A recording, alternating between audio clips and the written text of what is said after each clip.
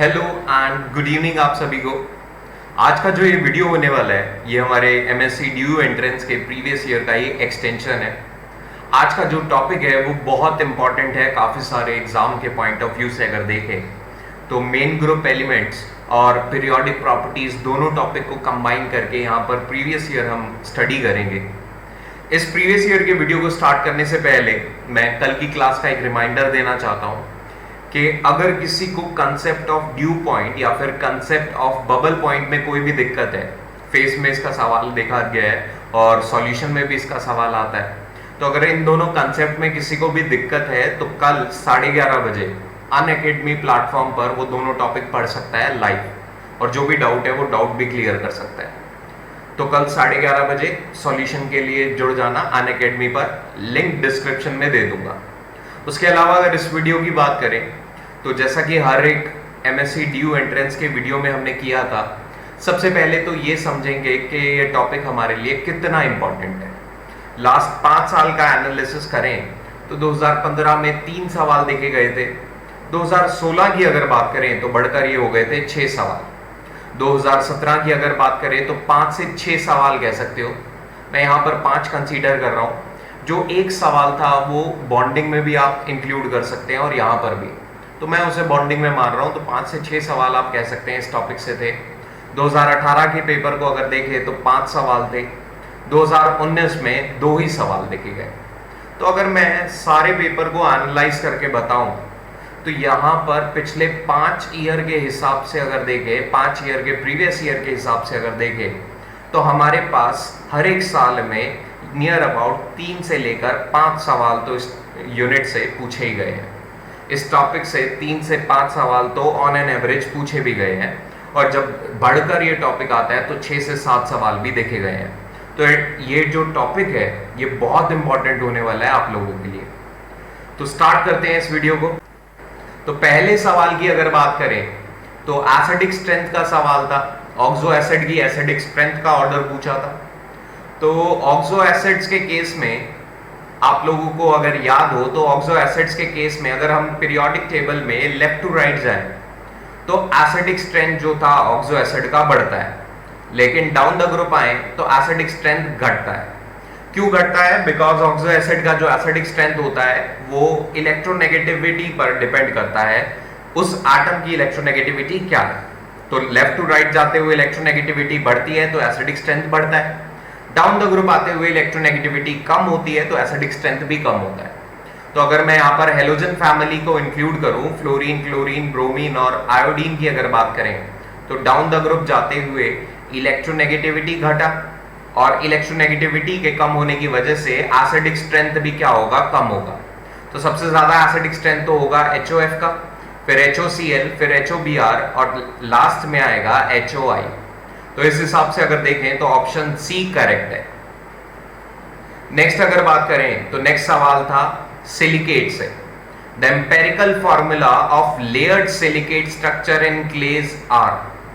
Layered silicate structure की बात की गई है, उसका एम्पेरिकल फॉर्मूला पूछा है। तो एम्पेरिकल फॉर्मूले के लिए जनरल फॉर्म ही बता देता हूं। कोई भी सिलिकेट का सवाल आ जाए उसके लिए जनरल फॉर्म क्या होती है?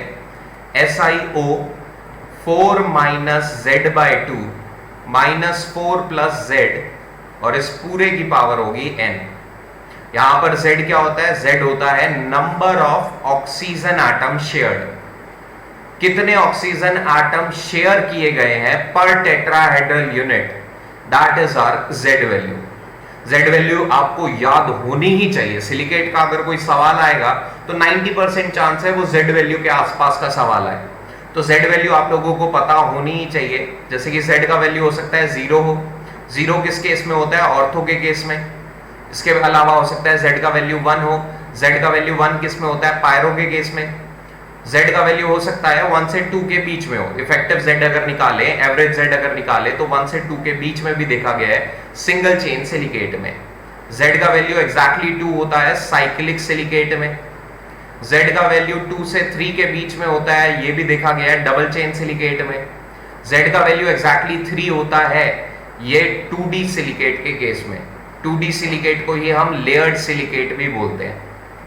Z का वैल्यू 4 भी देखा गया है। ये किस केस में? 3D सिलिकेट के केस में। 3D सिलिकेट को ही सिलिका भी बोलते हैं। तो यहां पर जो सवाल था वो लेयर्ड सिलिकेट का था, यानी कि Z का वैल्यू किसके बराबर था? 3 के बराबर। तो यहां Z का वैल्यू 3 रख दो। अगर आप Z का वैल्यू 3 रखें और इसे रीअरेंज करें तो तुम्हारे पास ये बनेगा SiO 5/2 - 1 की होल पावर n। अब ये फ्रैक्शन में तो हो नहीं सकता, तो फ्रैक्शन को हटाने के लिए 2 से मल्टीप्लाई करो। Si2O5 - 2 इस पूरे की पावर n। तो यहां पर कौन सा ऑप्शन करेक्ट होगा? Option B is correct. Next अगर बात करें तो नेक्स्ट रिएक्शन था एक XeF6 रिएक्ट्स विद सिलिका। अब ये भी बताया सिलिका क्या होता है, SiO2। It gives a colourless liquid of the following composition. तो यहां पर XeF6 के रिएक्शन की बात की गई है, किसके साथ? सिलिका के साथ, SiO2 के साथ। XeF6 जब SiO2 के साथ रिएक्ट करता है तो पहले स्टेप में फॉर्मेशन होता है XeOF4 प्लस SiF4 का। और आप लोग ध्यान दें इस रिएक्शन में, तो इस रिएक्शन में किसी का भी ऑक्सीडेशन स्टेट चेंज नहीं हुआ। ज़ीनॉन +6 से +6 में गया। सिलिकॉन की अगर बात करें तो वो +4 से +4 में ही जा रहा है। अब ये तो पहला स्टेप था। अगर मैं नेक्स्ट स्टेप में फिर से SiO2 के साथ रिएक्शन करूं इसका, तो यहां पर क्या होगा? फिर से 2 फ्लोरीन रिप्लेस हो जाएंगे एक ऑक्सीजन से और बनेगा XeO2F2 प्लस साइड प्रोडक्ट में SiF4। इसके बाद अगर बात करें एक फाइनल स्टेप और होता है, XeO2F2 को फिर से रिएक्ट कराओ SiO2 के साथ, तो यहां पर ये बनाएगा XeO3 प्लस SiF4। तो अब आप लोगों के मन में डाउट आ रहा होगा कि यहां तो 3 स्टेप्स हो गए, 3 प्रोडक्ट बन गए। अब इन 3 में से मेरे पास ऑप्शन में XeO3 भी है और XeOF4 भी है, तो कौन सा सही होना चाहिए? कौन सा सही होगा? इस बात के लिए यहां पर हिंट दिया गया है कि कलरलेस लिक्विड बनना चाहिए। अब कलरलेस लिक्विड की अगर बात करें तो XeO3 जो होता है ये कलरलेस तो होता है, लेकिन ये कलरलेस सॉलिड होता है। XeOF4 क्या होता है? ये होता है कलरलेस लिक्विड। तो यहां पर करेक्ट आंसर क्या होगा? Option D. तो अगली बार अगर DU कलरलेस सॉलिड पूछ ले तो कलरलेस सॉलिड में XeO3 हमारा क्या होगा? आंसर होगा। ये बिल्कुल सेम रिएक्शन होती है जो भी मैंने लिखी, जो हाइड्रोलिसिस की रिएक्शन होती है XeF6 की, बिल्कुल उसी तरह चल रही है। ठीक है, तो हाइड्रोलिसिस की रिएक्शन को भी एक बार देख लेना। नेक्स्ट अगर बात करें तो नेक्स्ट 2016 के पेपर से सवाल था, एसिडिटी ऑर्डर पूछा था हाइड्रा एसिड्स के केस में। हाइड्रा एसिड्स की अगर मैं बात करूं तो हाइड्रा एसिड्स में लेफ्ट टू राइट जाते हुए भी एसिडिक स्ट्रेंथ बढ़ता है, और डाउन द ग्रुप अगर पीरियोडिक टेबल में आओगे तब भी क्या होगा? एसिडिक स्ट्रेंथ बढ़ता है। क्यों डाउन द ग्रुप बढ़ता है? बिकॉज जैसे कि यहां पर हेलोजन फैमिली की अगर बात करें, HF है, HCl है, HBr है और HI है। डाउन द ग्रुप जाने से क्या होगा? डाउन द ग्रुप जाने से बॉन्ड लेंथ बढ़ेगी। अगर बॉन्ड लेंथ बढ़ेगी तो बॉन्ड स्ट्रेंथ कम हो जाएगा, तो ये H+ यहां से रिलीज करना आसान हो जाता है, इसीलिए एसिडिक स्ट्रेंथ बढ़ता है। तो यहां पर करेक्ट ऑप्शन की अगर बात करें, HI की सबसे ज्यादा, फिर HBr, फिर HCl और सबसे कम HF की। ऑप्शन सी करेक्ट था। नेक्स्ट सवाल जो था वो डाइबोरेन का सवाल था, और डाइबोरेन की अगर सवाल की बात करें तो ये हर एक पेपर में तुम्हें एक ना एक सवाल तो दिख ही जाएगा। डाइबोरेन है क्या? डाइबोरेन की अगर फॉर्मूले की बात करूं तो ये इसका फॉर्मूला होता है B2H6। 2 BH3 के मॉलिक्यूल जुड़ने से बनता है। 2 BH3 के मॉलिक्यूल आपस में ब्रिज बॉन्डिंग के थ्रू जुड़ जाते हैं। तो जैसे ही डाइबोरेन बनेगा तो बोरॉन 4 बॉन्ड बनाएगा, और बोरॉन जब 4 बॉन्ड बनाएगा तो वो sp3 हाइब्रिडाइज्ड हो जाएगा। 2 तो वो इन द प्लेन बॉन्ड बनाएगा, और 2 बॉन्ड ऐसे होंगे, एक अबव और एक बिलो। तो यहां पर B2H6 के केस में जो ये ब्रिज बॉन्ड्स होते हैं वो अबव और बिलो रहते हैं, जबकि ये टर्मिनल बॉन्ड्स जो हैं वो टर्मिनल बॉन्ड्स कहां रहते हैं? In the plane. तो अब चारों ऑप्शन को बारी बारी से अगर जज करें तो डाइबोरेन में क्या कह रहा है वो? Boron boron bond directly connected है, तो बोरॉन और बोरॉन डायरेक्टली कनेक्टेड तो नहीं है, यानी कि पहला ऑप्शन तो गलत ही होगा। सेकंड केस में वो कह रहा है all the atoms are in one plane, ये भी गलत है, क्योंकि बोरॉन तो sp3 हाइब्रिडाइज्ड हो गया, और sp3 हाइब्रिडाइज्ड में दो बॉन्ड्स तो एक अबव भी होगा और एक बिलो भी होगा, तो ये इन द प्लेन नहीं हो सकता। फिर ये बात कर रहा है number of electrons in BHB bond की।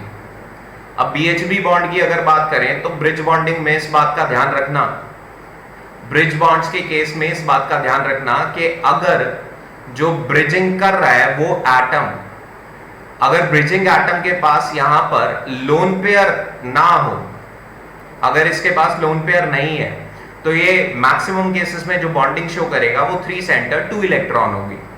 अगर इस एटम के पास लोन पेयर आ गया तब ये बॉन्डिंग शो करता है 3 सेंटर 4 इलेक्ट्रॉन बॉन्डिंग, और वो भी तब शो करेगा जब साइड एटम के पास क्या हो, वेकेंट ऑर्बिटल।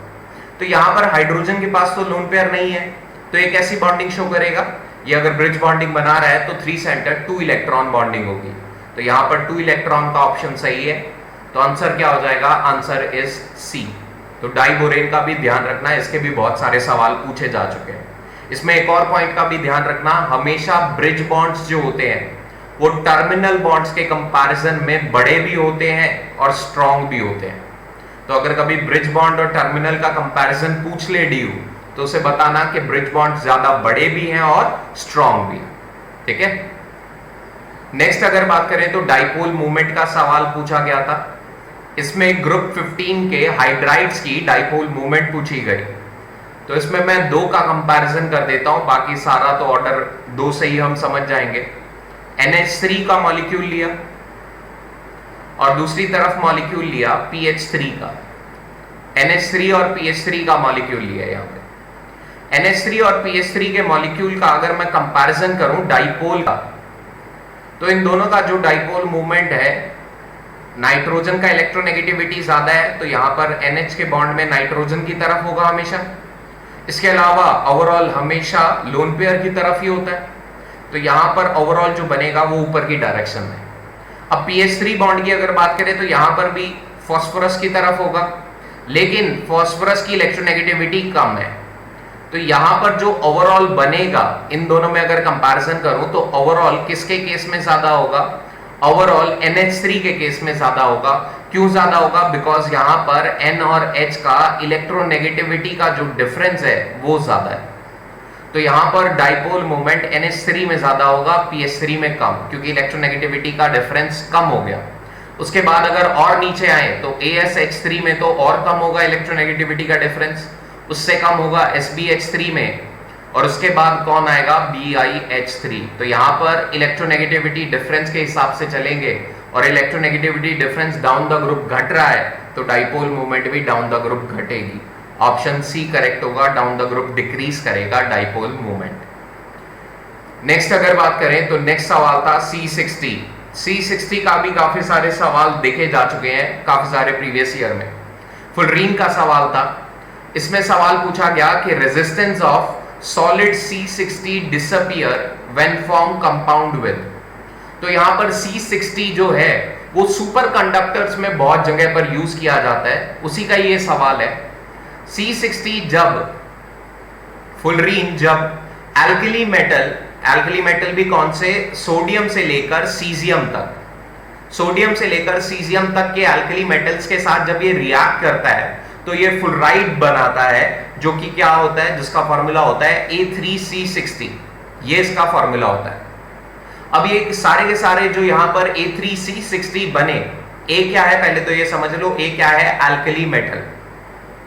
एल्कली मेटल कौन से हो सकते हैं, सोडियम से सीजियम तक कोई भी हो सकता है।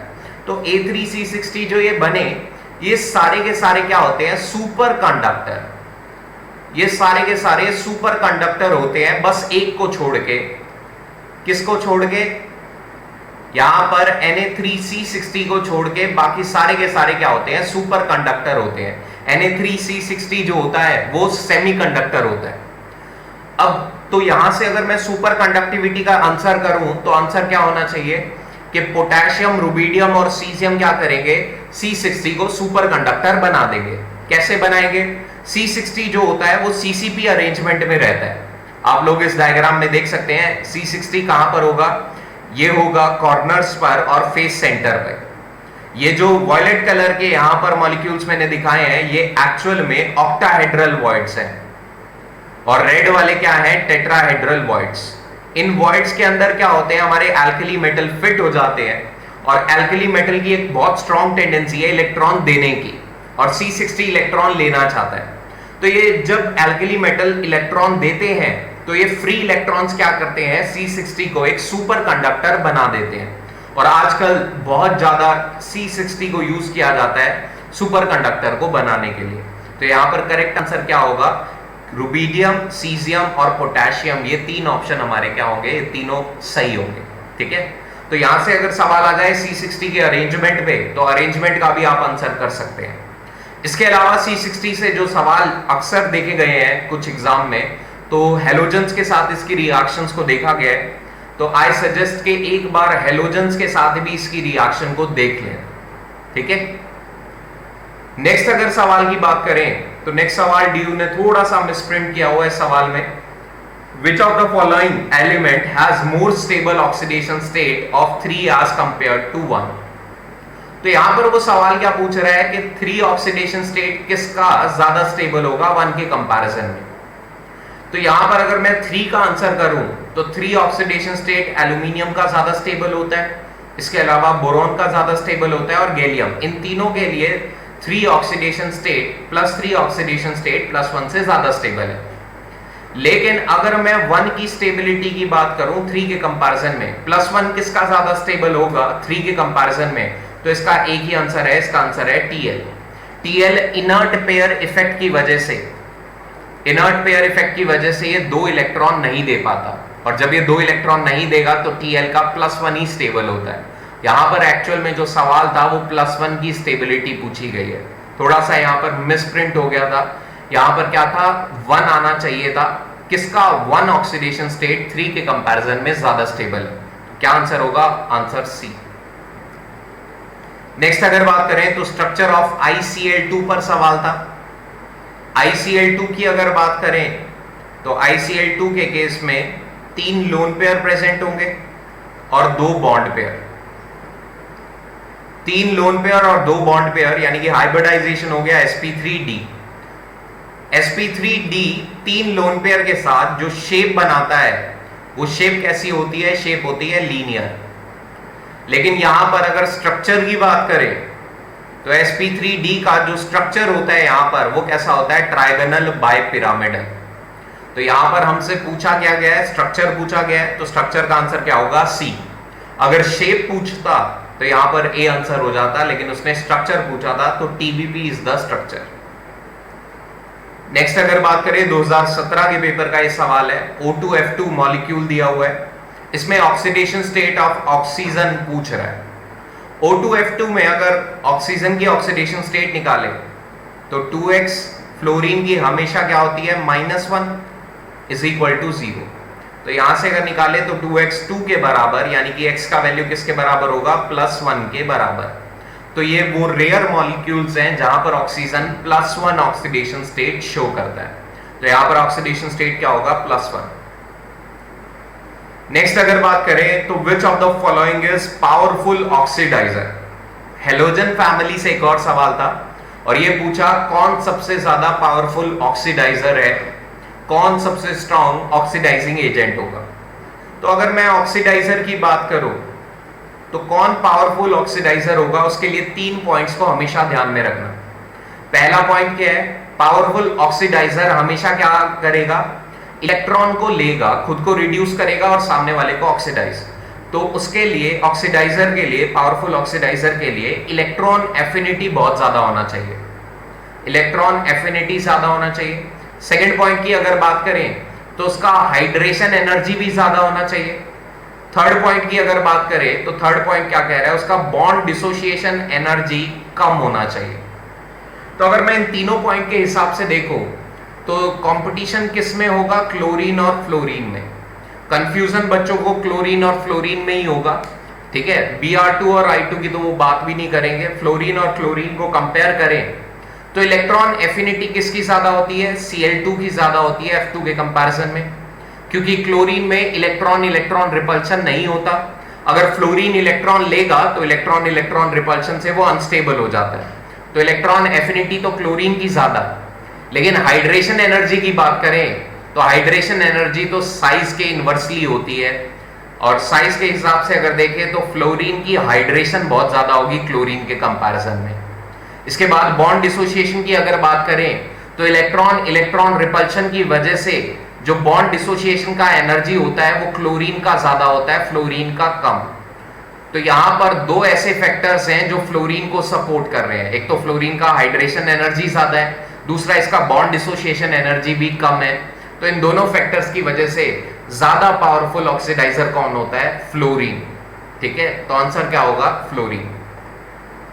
नेक्स्ट अगर बात करें, विच of the following is most soluble in water? Solubility का सवाल था। सॉल्युबिलिटी के लिए आप लोगों को अगर याद हो तो सॉल्युबिलिटी बेसिकली डिपेंड करती है साइज डिफरेंस पे। जितना साइज डिफरेंस ज्यादा उतनी सॉल्युबिलिटी ज्यादा। बस अगर यहां पर एल्कली मेटल के लिए कार्बोनेट, बाइकार्बोनेट और सल्फेट के केसेस को छोड़ दूं तो बाकी सारी केसेस में ये कंसेप्ट लग जाएगा आपका, साइज डिफरेंस जिसका ज्यादा होगा उसकी सॉल्युबिलिटी भी ज्यादा। तो अगर साइज डिफरेंस के हिसाब से अगर देखें तो हमारे पास एल्कली मेटल्स थे यहां पर lithium plus, sodium plus, potassium plus और सीजियम प्लस। एनायन जो है वो है ClO4 माइनस, और ये एनायन बहुत ज्यादा बल्की है, बहुत बड़े साइज का है।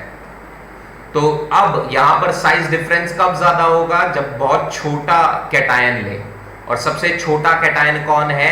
Li+। इसका साइज जो होगा वो बहुत कम होगा, तो साइज डिफरेंस LiClO4 में सबसे ज्यादा होगा।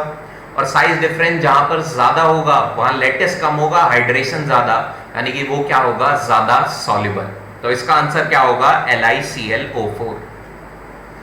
नेक्स्ट अगर बात करें तो बोरिक एसिड का सवाल था। Polymeric nature of boric acid is due to. Boric acid आप लोग जानते ही हैं H3BO3 की ये बात कर रहा है। H3BO3 में याद रखना, जब ये पॉलीमेरिक फॉर्म में, सॉलिड फॉर्म में चला जाता है, सॉलिड पॉलीमेरिक फॉर्म में जाता है, तो ये हाइड्रोजन बॉन्डिंग से आपस में जुड़ते हैं। ये H3BO3 के जो मॉलिक्यूल्स होते हैं ये एक दूसरे से हाइड्रोजन बॉन्डिंग कर लेते हैं सॉलिड स्टेट में। ठीक है, क्यों हाइड्रोजन बॉन्डिंग कर रहे हैं? सिंपल सा रीजन है, हाइड्रोजन एक बहुत ज्यादा इलेक्ट्रोनेगेटिव एटम ऑक्सीजन के साथ जुड़े, तो यहां पर ऑक्सीजन पे पार्शियल नेगेटिव चार्ज होगा, और ऑक्सीजन अपने लोन पेयर की मदद से क्या करेगा? नेक्स्ट हाइड्रोजन को, अगले मॉलिक्यूल के हाइड्रोजन को खींचेगा। सिमिलरली हाइड्रोजन पे बहुत ज्यादा पॉजिटिव चार्ज है, ये आगे जाकर नेक्स्ट मॉलिक्यूल के ऑक्सीजन से जुड़ जाएगा। तो पॉलीमेरिक फॉर्म में तो क्या करते हैं, दो H3BO3 के मॉलिक्यूल आपस में हाइड्रोजन बॉन्डिंग कर लेते हैं। लेकिन अगर वेपर फेज में चले गए तो वेपर फेज की अगर बात करें तो वेपर फेज में दो मॉलिक्यूल के बीच में आपस में तो इंटरैक्शन नहीं होता। जब H3BO3 के मॉलिक्यूल का आपस में इंटरैक्शन नहीं होगा तो स्टेबिलिटी को गेन करने के लिए ऑक्सीजन क्या कर लेता है? बोरॉन के साथ ही बैक बॉन्डिंग कर लेता है। तो यहां पर तो बैक बॉन्डिंग का कंसेप्ट लगेगा, और यहां पर हाइड्रोजन बॉन्डिंग। तो क्योंकि पॉलीमेरिक नेचर की बात की गई थी तो इसका आंसर क्या होगा? Hydrogen bonding. नेक्स्ट अगर बात करें, find the amphoteric one of the following. तो एम्फोटेरिक ऑक्साइड की बात की गई है। एम्फोटेरिक ऑक्साइड के लिए आपके पास एक रूल है ही है। कौन सा रूल है? या ट्रिक की बात करूं तो कौन सी है? जनाबे आली ने बेकार गाया पंजाबी सॉन्ग। ठीक है, आज सब भिखारी इंग्लैंड गए, आज सब भिखारी इंग्लैंड गए। ठीक है, ये ट्रिक है आपके पास। इन सारे ऑक्साइड, इन सारे मेटल्स के, एलिमेंट्स के, सॉरी, ऑक्साइड क्या होंगे? एम्फोटेरिक नेचर के। तो यहां पर क्या दिख रहा है आपको? क्लियरली Sb नजर आ रहा है। तो Sb अगर नजर आ रहा है तो कौन सा ऑप्शन सही होगा? ऑप्शन डी, ये एम्फोटेरिक ऑक्साइड बनाएगा। नेक्स्ट अगर बात करें तो 2018 के पेपर का सवाल था, ये पूछा है halogen having highest metallic character. तो यहां पर मेटालिक कैरेक्टर की बात की गई है। आप लोगों को याद हो तो मेटालिक कैरेक्टर होने का मतलब क्या है? मेटालिक कैरेक्टर होने का मतलब है इलेक्ट्रॉन रिलीजिंग टेंडेंसी ज्यादा होना। तो मेटालिक कैरेक्टर अगर लेफ्ट टू राइट कंपेयर करें तो लेफ्ट टू राइट जाते हुए यहां तो मेटालिक कैरेक्टर डिक्रीज करता है, लेकिन डाउन द ग्रुप जाते हुए मेटालिक कैरेक्टर इंक्रीज हो जाता है। तो डाउन द ग्रुप जाएंगे तो नीचे जो एलिमेंट्स होंगे उनका मेटालिक कैरेक्टर, उनकी इलेक्ट्रॉन देने की टेंडेंसी सबसे ज्यादा होगी। और हेलोजन में सबसे नीचे कौन मिलेगा? आयोडीन। इसी वजह से आयोडीन का मेटालिक कैरेक्टर सबसे ज्यादा होगा, वो सबसे आसानी से क्या करेगा? इलेक्ट्रॉन दे देगा। नेक्स्ट अगर बात करें, विच of the following is more covalent. अब तुम्हें पता है, तुमने हेमी स्मिथ इक्वेशन भी पढ़ा होगा, तो अगर मैं कोवलेंट कैरेक्टर की बात करूं तो कोवलेंट कैरेक्टर उस केस में ज्यादा होता है जहां पर इलेक्ट्रोनेगेटिविटी का डिफरेंस बहुत कम हो। तो बारी बारी से सभी ऑप्शन में इलेक्ट्रोनेगेटिविटी डिफरेंस को अगर चेक करें तो एल्यूमिनियम के लिए नियर अबाउट ये वैल्यू 1.5 होती है और सल्फर के लिए 1.8। तो यहां पर डिफरेंस की अगर बात करें तो ये डिफरेंस आया 0.3। AlN की अगर बात करें तो ये वैल्यू 1.5 एल्यूमिनियम के लिए, तो नाइट्रोजन के लिए नियर अबाउट 3, तो ये डिफरेंस आता है 1.5 का। Al2Cl6 की अगर बात करें तो यहाँ पर 3 वैल्यू ही होता है, नाइट्रोजन और क्लोरीन की ऑलमोस्ट सेम होती है, तो यहाँ पर भी इलेक्ट्रोनेगेटिविटी डिफरेंस 1.5। Al2O3 की अगर बात करें तो एल्यूमिनियम 1.5 लेकिन ऑक्सीजन 3.5 के आसपास होता है, ये डिफरेंस 2 के आसपास चला जाता है। तो यहाँ पर डिफरेंस ज्यादा होने की वजह से Al2O3 जो होता है वो एम्फोटेरिक नेचर का हो जाता है। तो यहाँ पर सबसे ज्यादा कोवेलेंट नेचर किस में होगा? जिसका इलेक्ट्रोनेगेटिविटी डिफरेंस सबसे कम है, वो किस केस में है? Option A. तो ऑप्शन ए क्या होगा यहाँ पर करेक्ट। नेक्स्ट अगर बात करें तो पूछा गया है, among the following group of oxides, the group of oxides that can not be reduced by carbon to give the respective metal, किसका रिडक्शन कार्बन की मदद से नहीं किया जा सकता? तो यहां पर बात करें तो कार्बन की मदद से किसका रिडक्शन नहीं कर सकते, तो यहां पर एक मैंने ब्लास्ट फर्नेस में आयरन का प्यूरिफिकेशन प्रोसेस दिखाया हुआ है और यहां पर आप लोग देख सकते हैं आयरन के जो ऑक्साइड है वो तो कार्बन के साथ रिड्यूस हो जाते हैं, तो आयरन के ऑक्साइड्स जो होंगे वो तो कार्बन के साथ रिड्यूस हो जाएंगे। तो यहां पर Fe2O3 और Fe3O4 ये दोनों ऑक्साइड कार्बन रिड्यूस कर सकता है।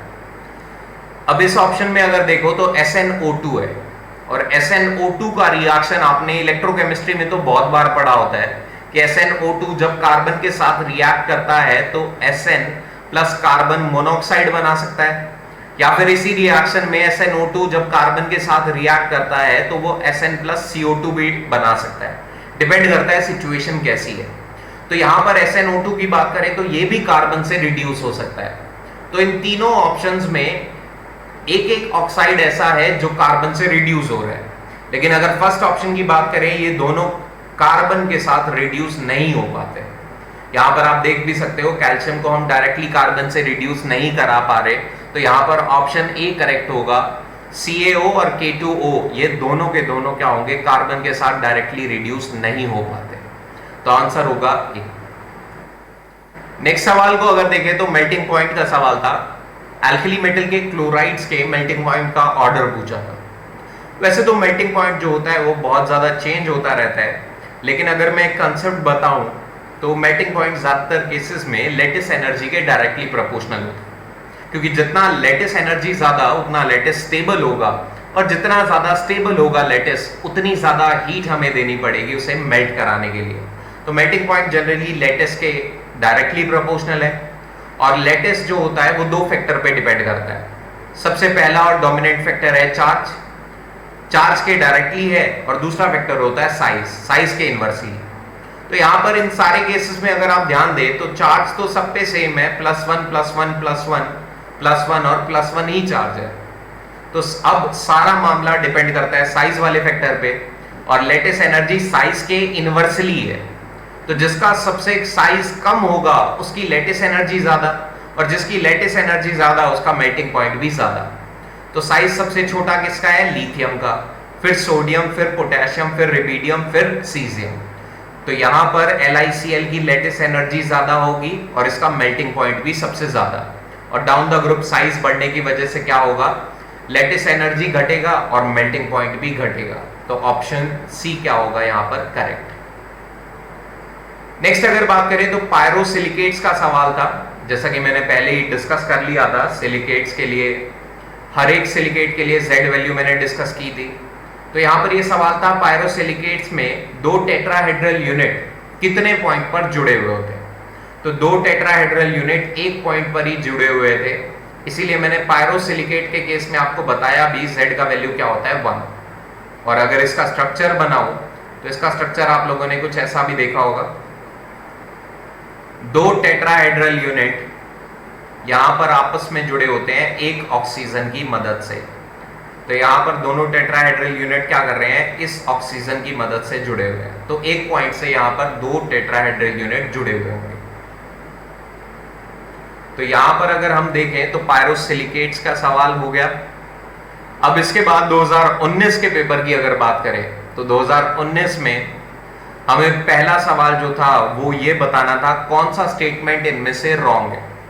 तो पहला स्टेटमेंट क्या है, atomic radius of the element decreases as we move left to right in the periodic table. ये बात तो बिल्कुल सही है, लेफ्ट टू राइट जाते हैं तो इफेक्टिव न्यूक्लियर चार्ज बढ़ता है और इफेक्टिव न्यूक्लियर चार्ज बढ़ने की वजह से साइज डिक्रीज करता है।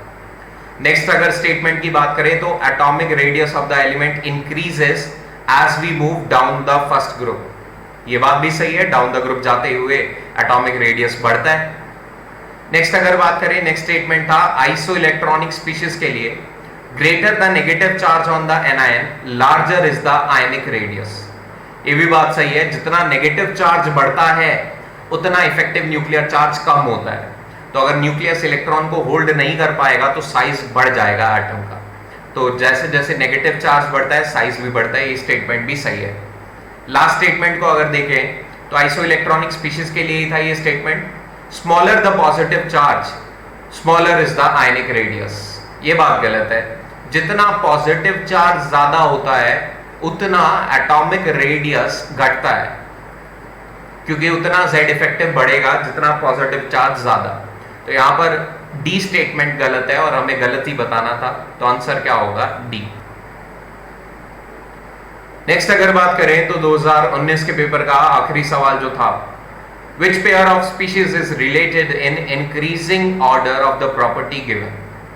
तो ये बता रहे हैं कि लेफ्ट टू राइट जाते हुए कौन सी प्रॉपर्टी इंक्रीज कर रही है। सबसे पहली प्रॉपर्टी दी हुई है पहले ऑप्शन में, ionisation energy. Ionisation energy left to right जाते हुए इंक्रीज करता है। बस उन पॉइंट्स का ध्यान रखना होता है जहां पर हाफ फिल्ड कॉन्फ़िगरेशन आ रहा है या फुली फिल्ड।